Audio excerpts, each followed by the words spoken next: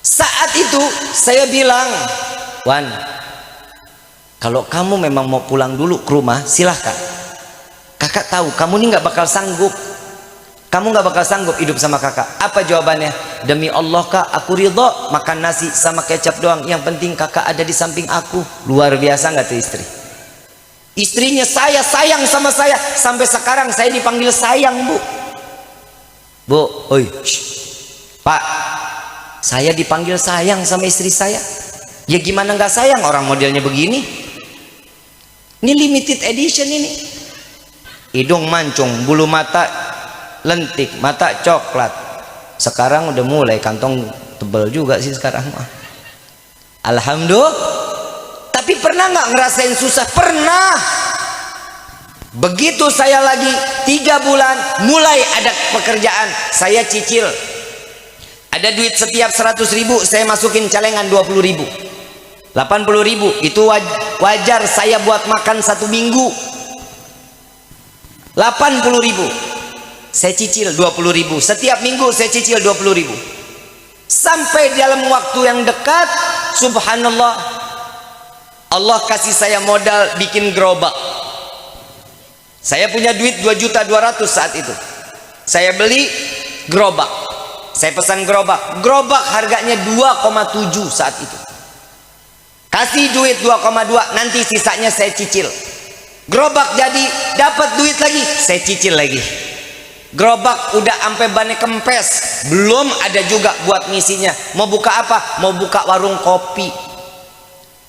Allahumma dapat 6 bulan ada rezeki, beli mangkok, beli gelas, beli piring tatak, beli pelan-pelan beli. Udah dapat semuanya, nggak bisa dagang juga. Kurang modal, beli kopinya belum, beli tehnya belum. Subhanallah ibu, begitu saya coba udah kebeli semua, saya jalan dagang ke depan jalan, di pinggir jalan. Baru hari pertama jam 3 sore saya naruh itu namanya gerobak. Saya balik ke rumah mau ambil kompor, begitu balik gak ada gerobaknya, diangkut sama Satpol PP. Ujian bukan? Ujian.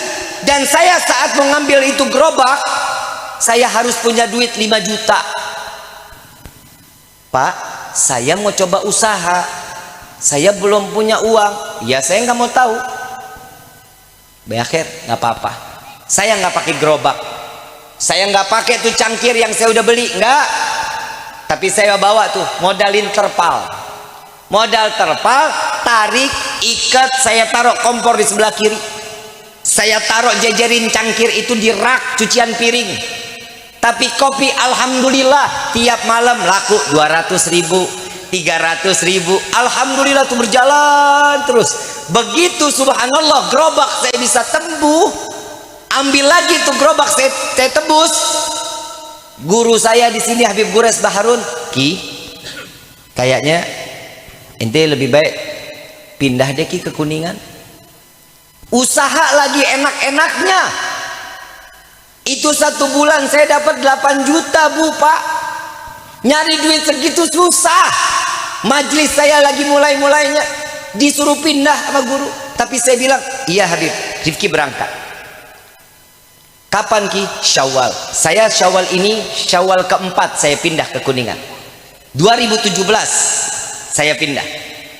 Datang ke Kuningan, gak punya duit lagi.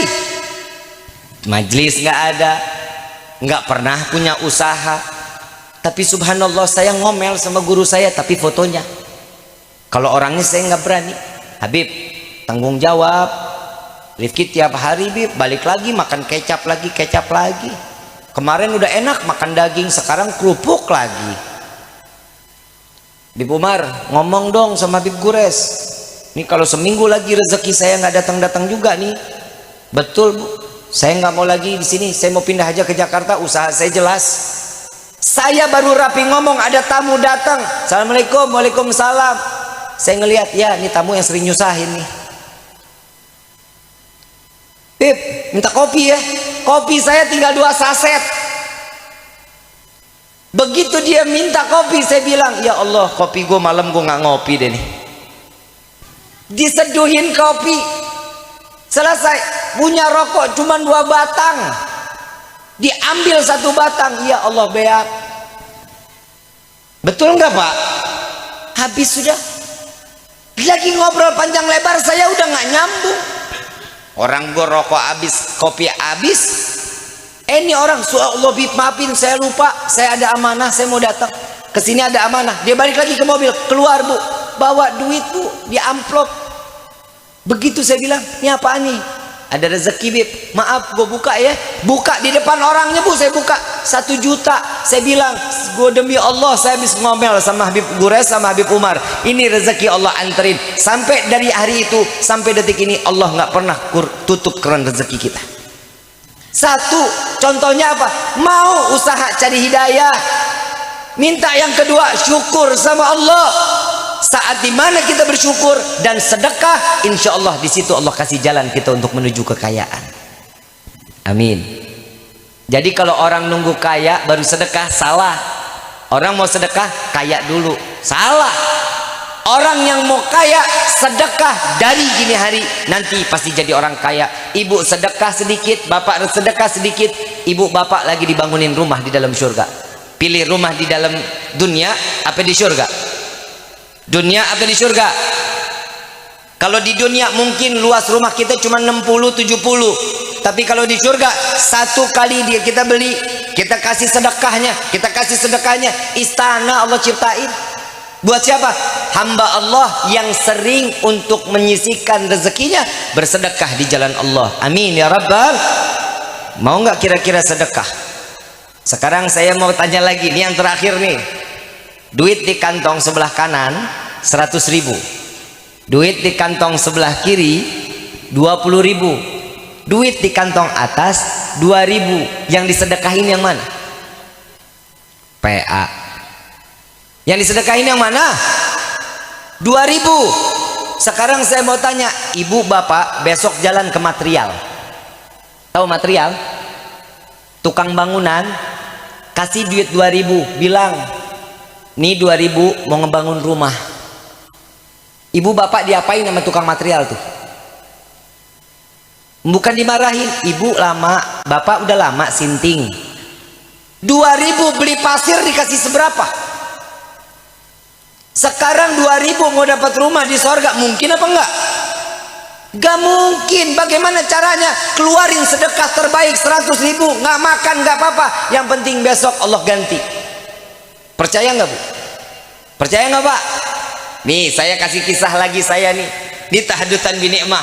Ini benar-benar terakhir nih, ini terakhir. Dan ini kejadiannya baru banget, bulan Maret kemarin. Bulan Maret sebelum Ramadan. Tanggal 12 Maret teman-teman saya datang dari Jakarta.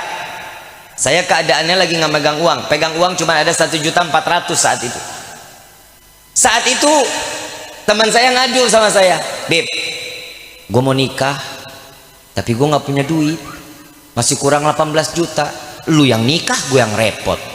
Lu yang nikah, gue yang disuruh nyari duit. Tapi saya nih mulut langsung nyeplos, kurang berapa? 18 juta. Ya udah gue 5 juta.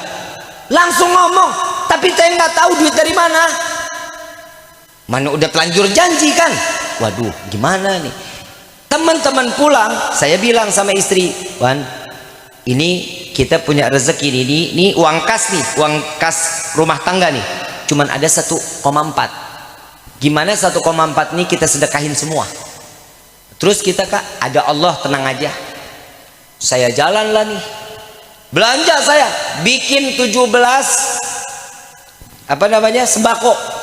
17 sembako tuh saya paket, saya bikin ada terigu, ada minyak, ada teh, ada gula. Sudah 17-nya sudah dijejerin, saya buka lagi satu-satu. Ya Allah, tolong dilihat ya, saya habis beli terigu. Buka lagi nih, ya Allah, nih saya habis beli gula, nanti gantiin ya. Buka lagi, ya Allah, ini ada minyak, besok gantiin ya. Saya ngomong kayak orang gila, ikat semuanya. Subhanallah, tanggal 28 saya dibuka rezeki oleh Allah, dikasih rezeki sama Allah. Saya ceramah di Purwakarta, buka amplop 5 juta. Saya punya janji sama teman berapa? pas 5 juta saya dapat, besoknya saya transfer ke teman saya, tuh yang gue janjiin ke lu. Alhamdulillah Bib, makasih ya Bib, makasih 5 juta.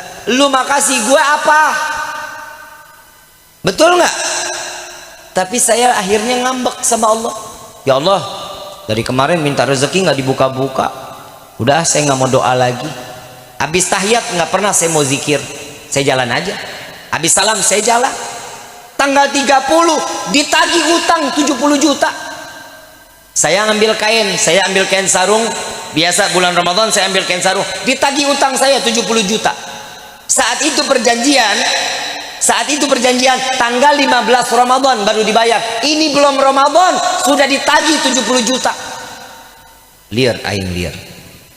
Begitu kita lagi pusing, Allah kasih jalan. Saya telepon teman saya, lu ada duit berapa? Gue pinjam 70 ada? Gak ada Bib, adanya 60. Ya udah, gue pinjam 50 aja. Nih, lo transferin ke rekening ini, dikirimin 50 juta ke sana. Saya buka WhatsApp, ini orang bayar 20 juta, ada yang bayar kain sarung 20 juta, saya kirimin lagi. Pas nggak 70 juta? Pas. Berarti nggak punya utang ya? Sisa utang sama teman saya, betul nggak? Begitu saya injak rumah tanggal 31, subhanallah, ada tamu datang dari Jakarta. Habib katanya jual penutup makam Rasulullah. Saya nggak jual, tapi saya cari pemahar yang mau ngurusin ini penutup makam Rasulullah, bahan penutup makam Rasulullah. Ada Habib, ada. Coba boleh lihat Habib, boleh. Habib mau dimaharin berapa? 250 juta kontan langsung dibayar. Rezeki bukan? Rezeki bukan? Rezeki. Di situ saya malu sama Allah. Ternyata Allah dimandang kita. Ternyata Allah tahu saat kita lagi kepepet. Allah tahu. Yang penting sholat jangan pernah ditinggal. Wa subhanallah, tanggal 4 ada orang baru kenal 2 hari sama saya. Hari Sabtu tanggal 3 April dia makan di rumah. Tanggal 4 saya dibeliin mobil harga 400 juta. Percaya apa enggak? Percaya apa enggak? Mau percaya mau kagak terserah, yang penting ini doa saya dijawab sama Allah bertubi-tubi. Hidup kuncinya apa? Syukur aja sudah sama Allah. Jangan ngomong apa-apa. Saat kita lagi butuh, Allah tahu saat dimana kita betul-betul membutuhkan apa yang kita mau. Ibu butuh nggak punya anak soleh? Ibu butuh nggak? Bapak butuh nggak punya anak soleha? Butuh. Untuk apa? Menyelamatin kita nanti di dalam surganya Allah.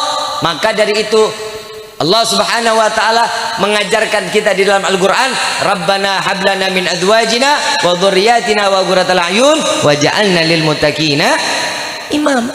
Rabbi habli minas salihin. Minta doa sama Allah. Kenapa? Insya Allah mulai dari doanya kita, anak-anak kita Allah buka dan menjadi hamba yang bersyukur kepada Allah. Hamba yang bersyukur, mereka sudah pasti beriman kepada Allah. Mereka yang beriman sudah pasti akan bertakwa kepada Allah. Amin ya rabbal alamin. Mudah-mudahan apa yang disampaikan di malam ini menjadi yang manfaat. Mudah-mudahan keluar dari sini kita diberikan taufik dan hidayah oleh Allah, dan sehingga kita menjadi hamba yang selalu pandai bersyukur kepada Allah. Amin ya rabbal alamin.